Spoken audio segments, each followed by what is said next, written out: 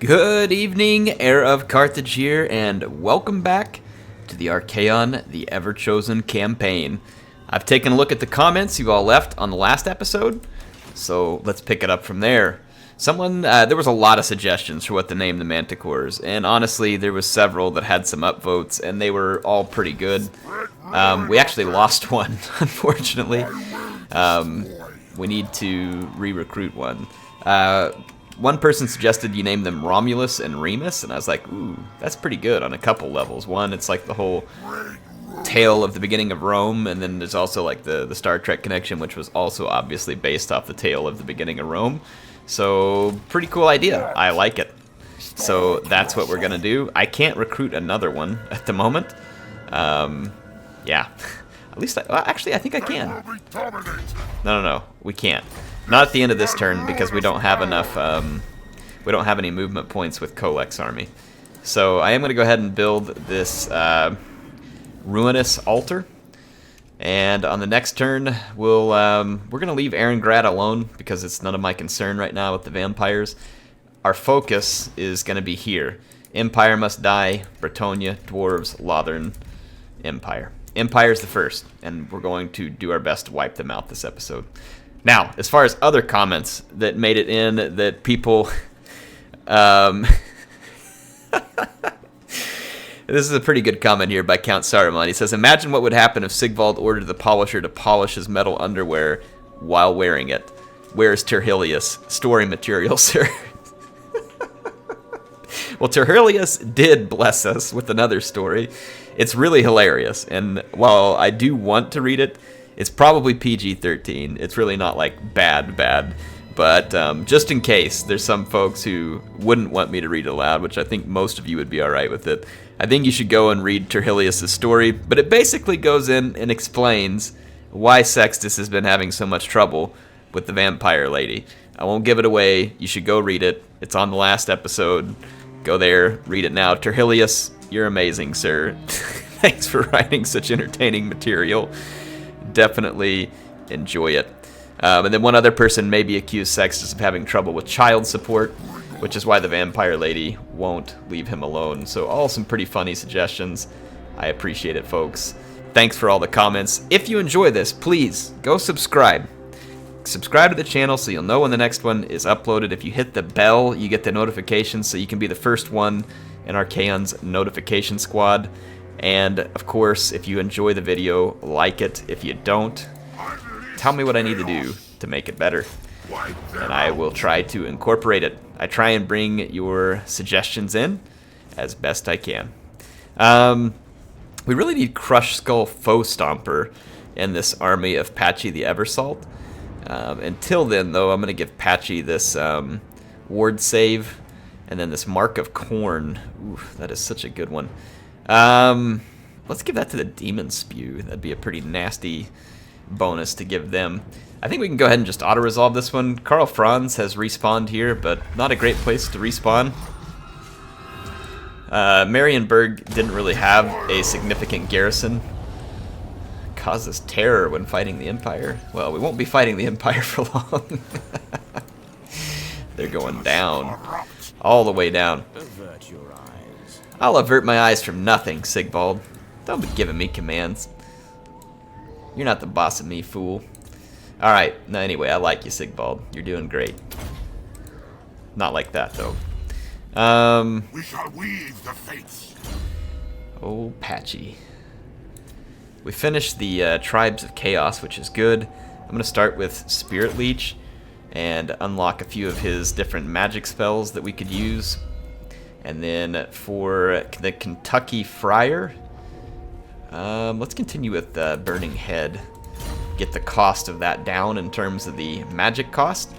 And then Archaon's army is needing to heal just a little bit to be at full strength, though I think the Altdorf garrison may be somewhat weakened from having fought previously, so part of me is thinking we should just fight them now while they're weak and before they can regroup. No, they're completely and totally regenerated. It will be a fairly significant garrison. Sextus. He is back, the mighty Sextus. Let's go ahead and lay siege here. I'm going to continue the siege. I'd like to get some towers ready. And we'll let Patchy and Archaon swing through Eilhart and Helm GART so that we can wipe them out. And then Archaon's going to turn his attention on Britannia. We may have to have Kholek help out with Britannia as well so that they don't keep spreading like the plague. But I think the first and best way to help with Kholek and Patchy is to wipe out the Empire in the north and then start to resubjugate some of the Norskin tribes. Well, I'm fine with this. Apparently the Reichsmarshal and maybe his cousin, brother, whatever it is, cousin, brother, Nicholas Todbringer, is going to attack me outside of Altdorf. So once again, Archaon facing large armies, and they've been joined by the Supreme Patriarch, which is, he's back rather soon. He must have escaped alive. So they're all going to try and gang up on me again. Good luck. They'll need it. Toddy Todbringer waiting on the battlefield, and he's waiting on what I'm going to call his cousin to bring in the reinforcements. Oh no, Todd, I'm afraid that your little plan won't succeed. Much like the Emperor giving his speech on the Death Star to Luke Skywalker, we know all about your friends, and their little trap here won't work. In fact, I've prepared a special welcoming party for Todbringer's cousin, and he will watch as his cousin is flayed and slain by the best that Archaon has to offer. And Archaon himself leading the way into that charge. And then we've got Appius, Sextus, all of his knights, including the Swords of Chaos. So this army coming in from Altdorf consisting of a lot of great swords, guns, and 2 bright wizards, and a captain, the captain being his cousin. Sextus is immediately going to start tearing him a new one. And all of my knights charge in and pin all of the reinforcements while Archaon drops a flaming head on them, and there is nowhere to run. The spell is just going to decimate the Empire lines. So good damage done by Archaon very, very quickly, but there'll be more. He's also used the Flaming Sword of Ruin to make his forces even stronger. Appius is going to lay down a brutal Pit of Shades over here to help decimate these great swords and handguns before he dives in himself to take the fight to the enemy. There will be even more reinforcements coming in for the Empire, and they're going to be coming in from the other far side of the battlefield. You can see, even though our cavalry were heavily outnumbered, the quality of our cavalry is absurd. Huge melee defense, huge melee attack, gigantic armor, shields. It will not be easy for the Empire to stop our cavalry, even though they have a whole army, including Demigryph Knights and Reichsguard and great swords. It just isn't going to happen. Archaon is being pulled out of the fight to help assassinate Todbringer's cousin, who is also charged by Chaos Knights with lances, and he's in big trouble now. He does have a steam tank that came in as reinforcements. These piercing bolts of burning will also put a quick end to some of the Empire forces there. The steam tank will be the only thing left able to resist. Here in the main fight, Todbringer is finding himself surrounded. I'm getting my men ready to take on the second wave of Empire reinforcements. The Reavers of the Night Faith were having their way with Todbreaker before I ordered them elsewhere, and they obediently follow orders. And the Reapers of Strakhov will have the pleasure of cutting down Todbringer.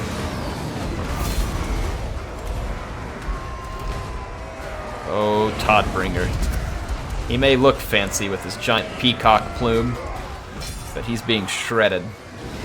The Reapers of Strakhov laying into him with hit after armor-piercing hit. And it's not going to stop.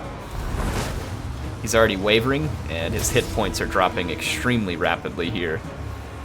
He's got some pretty decent stats on him there, though Todbringer does. But not as good. Look at this, 131 armor, 62 weapon strength, 79 defense. The Reapers of Strakhov are indeed the Reapers of mankind. This will be your last episode, Todbringer. You can see in the distance, your cousin's army has failed.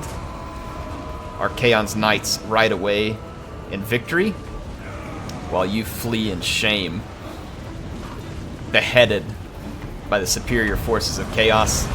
Your reinforcements too late, and they will also be slaughtered.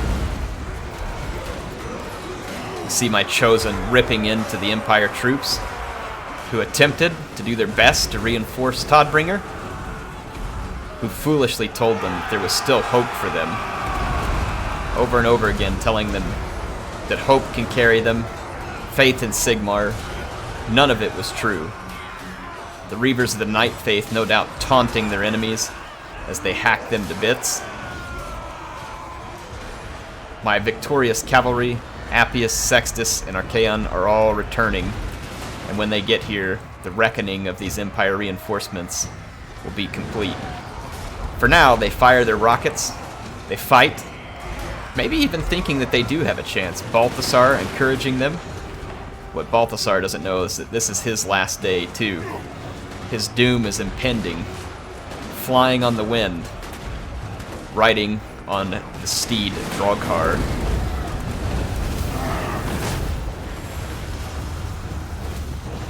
Look at him doing everything he can, his plague of rust, trying to stop me. The Knights of Chaos have arrived. Look at that, Knights shrug him off. He's not even worth their time. Take a look at the overhead view. My infantry is shredding the Empire infantry. The Swords of Chaos have arrived, and they will be spreading chaos. The Empire guns are defeated, and the balance bar is going to quickly start swinging into our favor. Sextus is going to drop in to take out that other lord. And on this front, I really want Archaon to come take out Balthasar Gelt, as this is the last battle that Gelt will ever fight. The end times have finally caught up to the Supreme Patriarch. As for now, a few units will get in the way of Archaon and keep him from reaching him, but not for long. Archaon's clearing out these routing Empire troops, and Gelt will not be fast enough to retreat. The steam tank is the only thing left, and it was being taken down by the Sons of the Last Plague, and now it's fleeing, even the steam tank fleeing, not because of broken morale, but just trying to kite me, I guess. The Sons of the Last Plague and my cavalry will catch it, and meanwhile, as Gelt flees, the Lord of the End Times is going to hunt him down and destroy him. This is the last of the Empire, folks. Listen to Gelt moan in pain, like the pathetic wiener he is. He's no Supreme Patriarch. Nothing but a supreme coward and a supreme failure.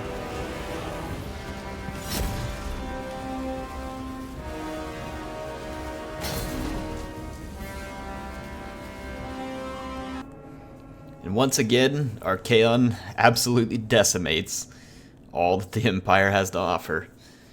I think the writing on the wall is pretty clear at this point. The Empire is done. They could not hold off the Everchosen, and something tells me that their fellows in Britannia won't be much different. Hopefully they've got plenty of knights to come and fight me, because I want a worthy challenge.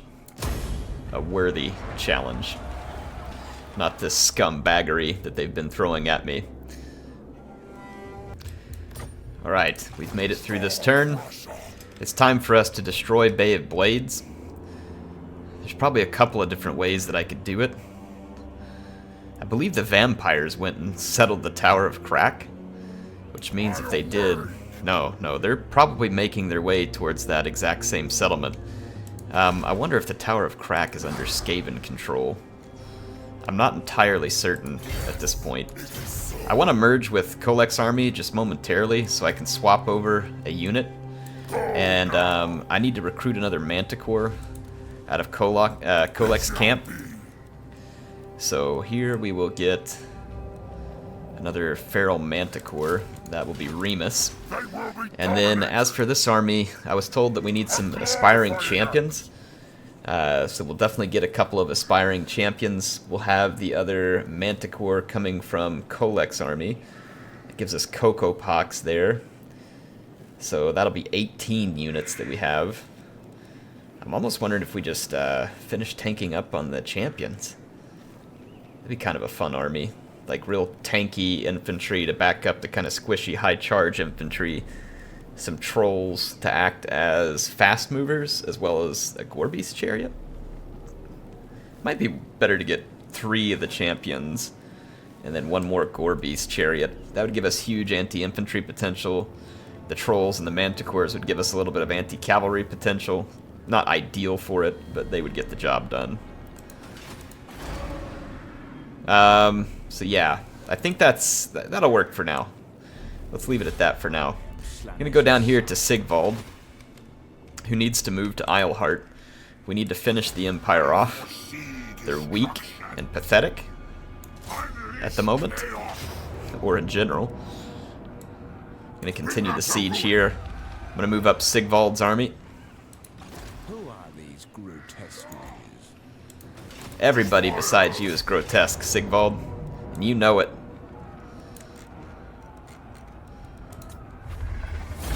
Alright, Isleheart falls. Ooh, an armor of destiny. That is pretty nice. It's an additional 10% ward save and then 10 physical resistance. I feel like Patchy has earned that. It's definitely better than Helm of Discord. I mean, Helm of Discord is really good, don't get me wrong. We need like a ward save on Patchy now too, but he earns the armor of destiny. I feel like, if nothing less, he definitely deserves to hang on to that. Look, he's got Reichshammer for beating Karl Franz and Man's Ruin. Let's see here. So Patchy, the Avatar of Air, levels up. Hearts of Iron would be a good one because this one gives that vigor loss reduction early on. Vigor loss is a reduction is a big deal because your army can continue to fight at full power even late in a battle. So it is definitely a big deal. Altdorf is ripe for the picking. I'm not even going to fight this. Some of you may want to see the siege. I think we sieged it on a different episode. But I mean, we've defeated the Empire thoroughly outside the city.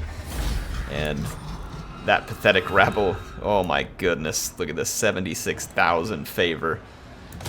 The Dark Gods. We've almost got 1 million favor with the Dark Gods. Needless to say, Archaon's going to be raising himself an anti-Bretonnian army here soon. And let's see, speaking of Archaon, we can give him Woundmaker, the 2nd tier here, which is going to make him even stronger.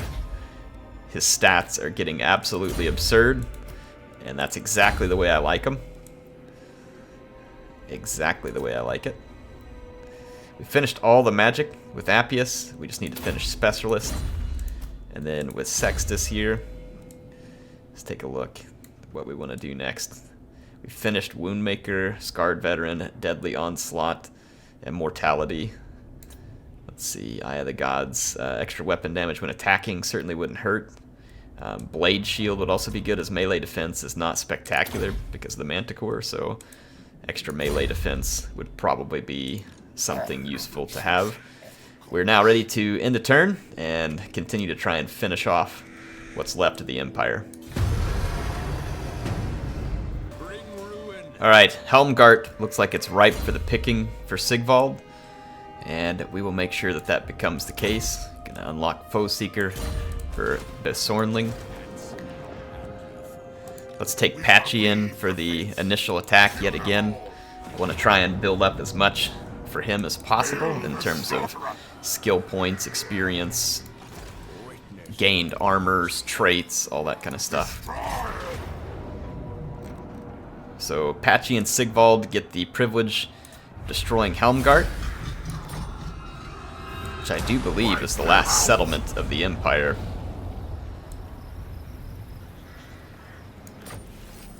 It's the last one I can see for now, at least. These are vampire settlements down here. Karak Asgaraz. Yeah, I don't see other Empire settlements. I think that it means this is their single remaining army here. Yeah, they've got these 2 armies that remain. I didn't know they could live after they've lost all their settlements. Wasn't aware that's something the Empire could do.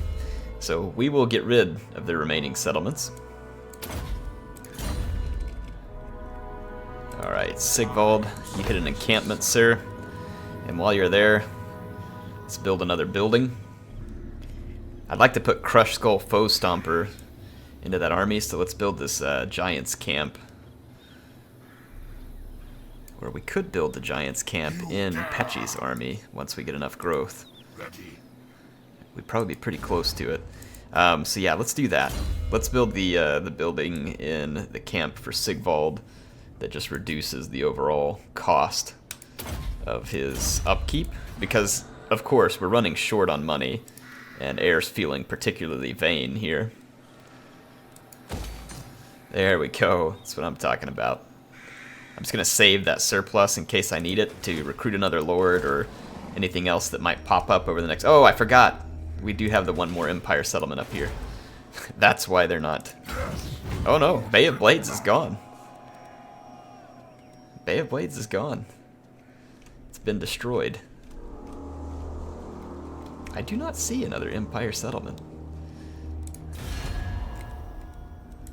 Yeah, 0 settlements.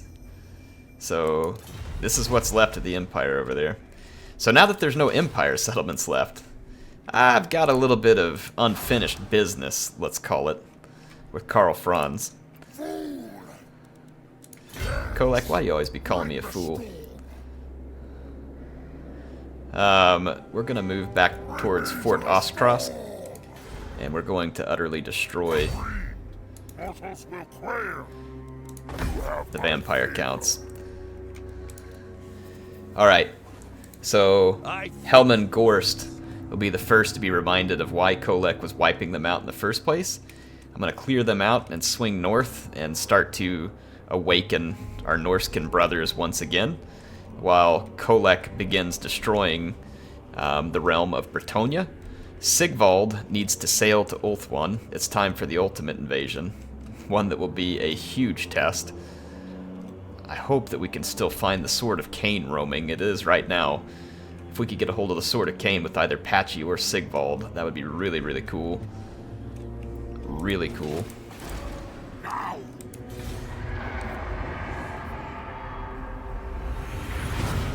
see.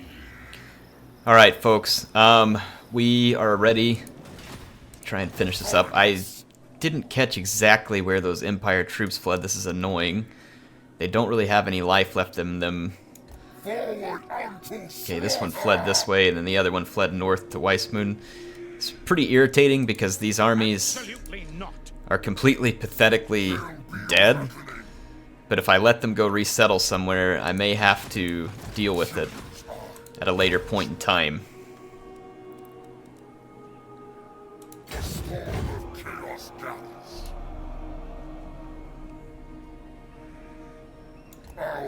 I'm gonna head north for a moment, see if we can track these guys down.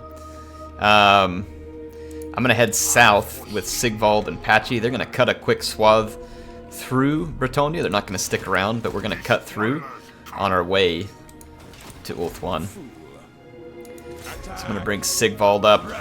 There's a pretty significant force outside of Montfort here, but they're peasants, and they can't really stand up to the wrath of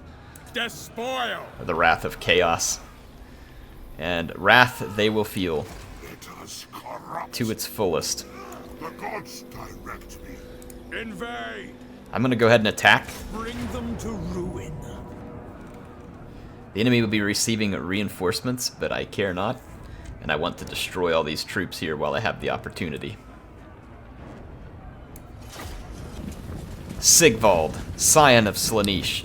Why is he making a stop in Britannia when his ultimate goal is Ulthuan? Well, he figures that these poor peasants will be graced by the beautiful presents that he's brought.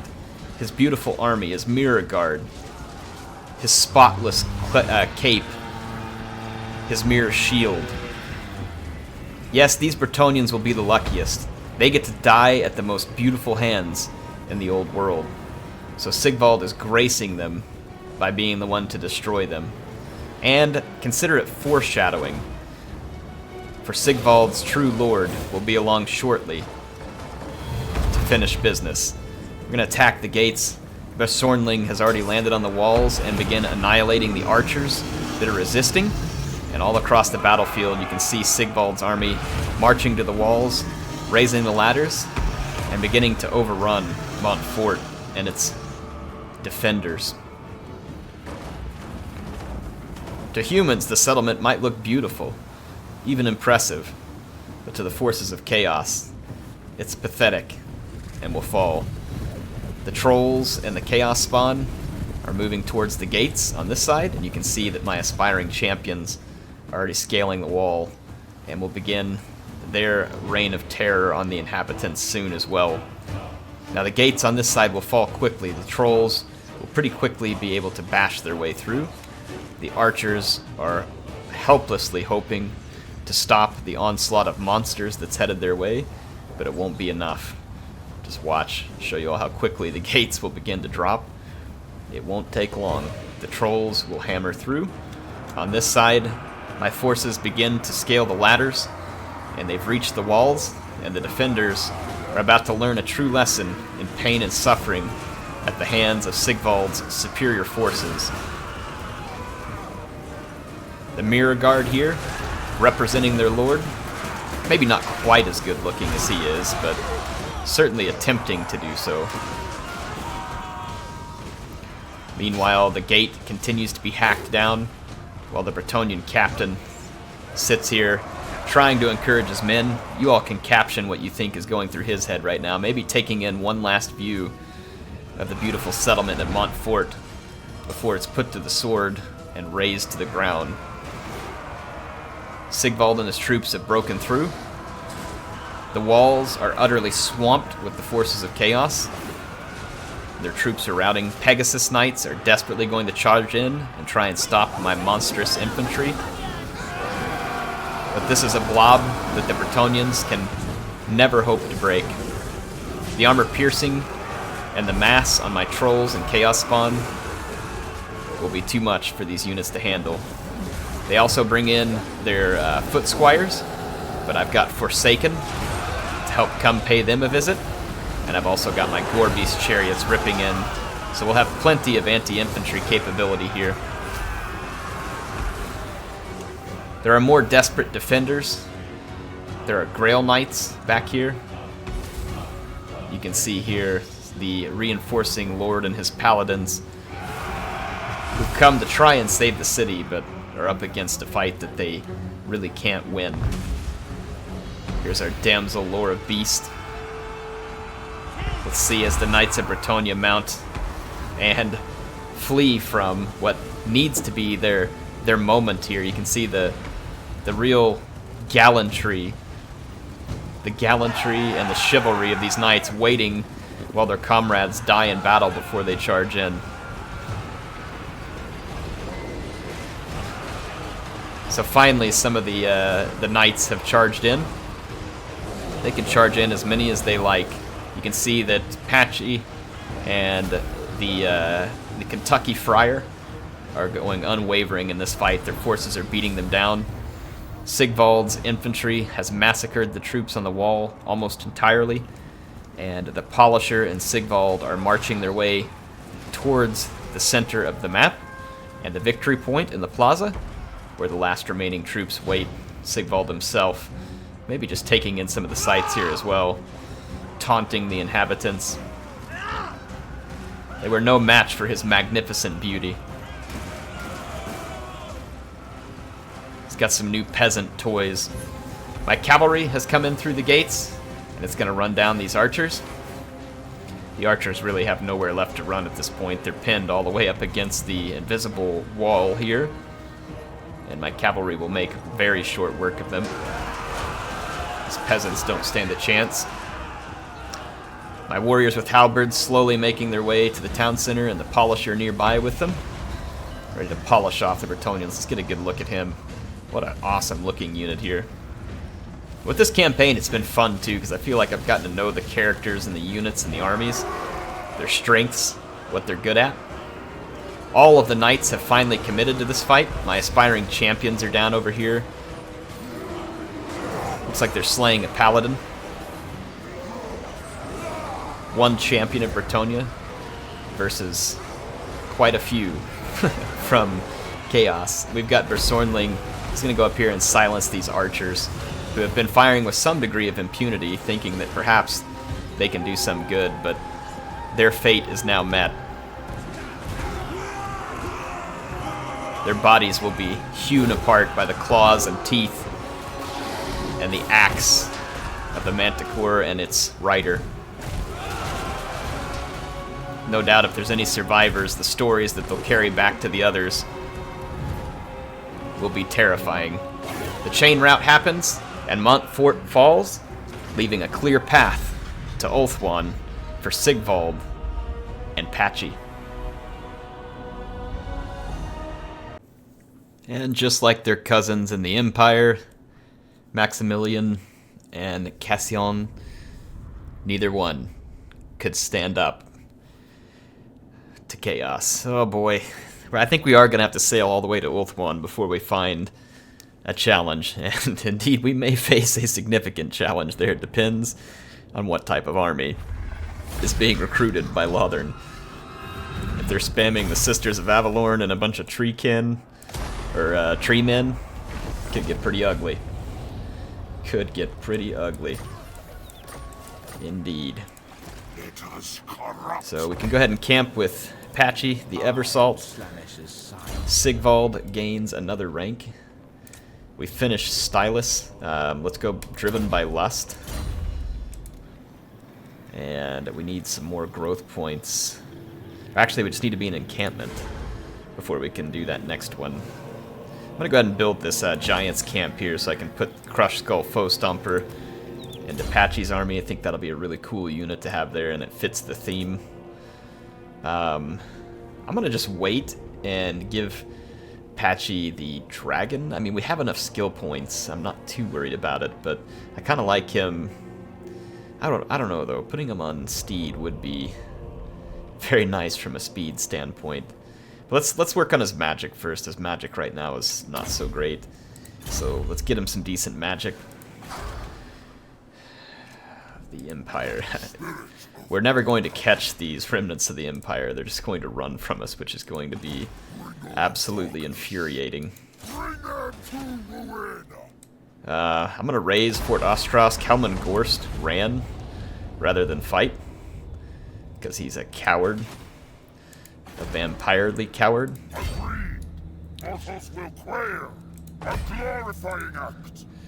Alright. Let's see. I've recruited the 2 champions here. Yeah, we've got... I swapped that one unit here, the Gorby's Chariot.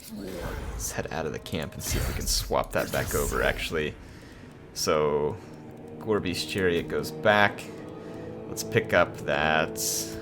Feral Manticore, and we've got Romulus, and here is Remus. I need you all to help me name the Shaggoths. I saw some suggestions. I'll go back and look at those, and if you have more suggestions, let me know. But we'll name all the Shaggoths in Kholek's army so that we get to know them a little. They want to make it personal, folks. They want you to have a personalized apocalyptic experience. I'm absolutely infuriated right now that the Empire can just run away from me like this, so I'm going to ignore their completely insignificant selves, and I'm just going to march for Coron.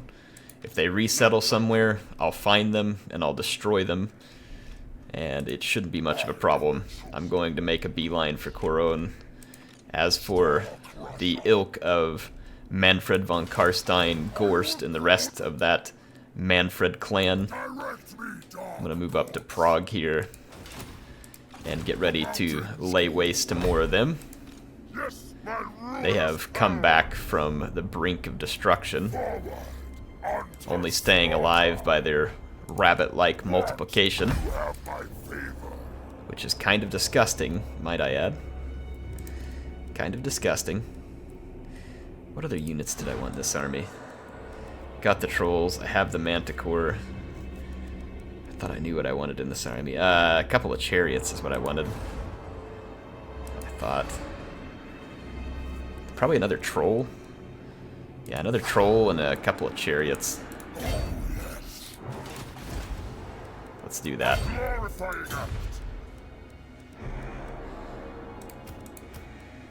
So there's the 2 chariots. We can just swap them over. Never stop. Tempest incarnate. Let's get the trolls. There we go. So that'll help us get what we need there. And Sigvald and Patchy are ready to continue their march. We're going to bypass Castle Baston. I'm uninterested in it. We're really just passing through to take the quickest route to Ulthuan. Of course, if something's right in my way, I'll raise it to the ground. But outside of that, I'm not terribly worried about paying too much attention to Britannia. I'm going to get rid of one of these Chaos spawn. We'll take one that has the lesser chevrons. And let's put in Crush Skull Foe Stomper here, which is a giant that has Frenzy and Perfect Vigor, Fear, Terror. Oh yes, this is going to be good, folks. Very, very good. So Crush Skull will be welcomed to the army. Let's end another one here. Well, folks, we finally got what we wanted. The Empire was destroyed. They deserved it. I don't know how they lived as long as they did. But that puts one faction down on the way to victory. We're working on the second and on our way to the third. The dwarves, I don't even know if we'll ever make it to them alive. We'll see. I don't know how far and wide that they have done any settling. I'm going to bypass all these settlements here again. They're none of my concern at the moment. This is Archaon's bounty, his prize, if you will. So we're just passing through at the moment, passing through. So we can get all of our monsters now. There might be, yeah, we need this troll lair, so I'm going to wait and get some more growth points. And then we'll be able to replace anything we might need to in that army. I'm going to let Kholek take care of the Bretonnian settlements to the north, while Archaon punches through, like I said, to Coron. I want to go straight to the capital city, raise it to the ground to send a message to Lewin and to the peasants who would continue to support their peasant king, because they're such peasants.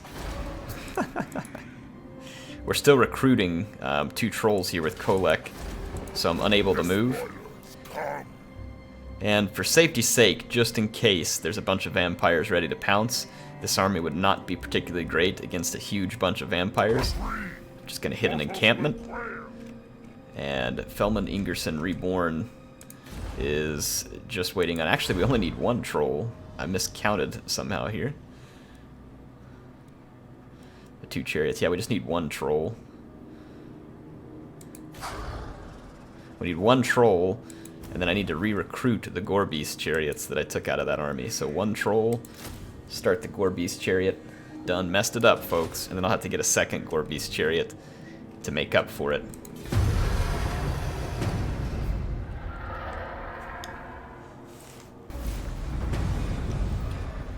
Alright, we're going to take a couple of big steps to end this episode.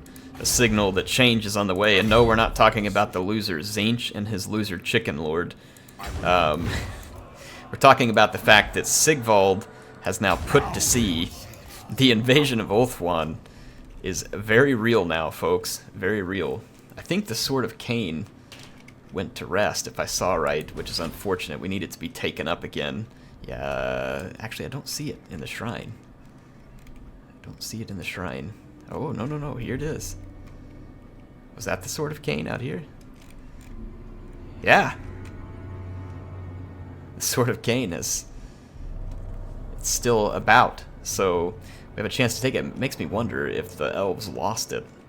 So Sigvald and Patchy are at sea, ready to go invade Ulthuan, and oh boy, that is going to be interesting, because the elves, like I said, depending on what the AI has chosen, could mount quite a significant resistance, which is why I have a lot of these fast-moving units here to try and deal with cavalry or archers, while Sigvald's army should be able to deal with infantry. Now, if they've gone and spammed Swordmasters or something like that, then, oh boy, we are going to be in for the fight of our lives, folks. The fight of our lives. Coron will fall on the next episode, and we're going to I think we should go smash Morlock and his ilk once and for all, as well as defeating these vampires and to awaken the tribes.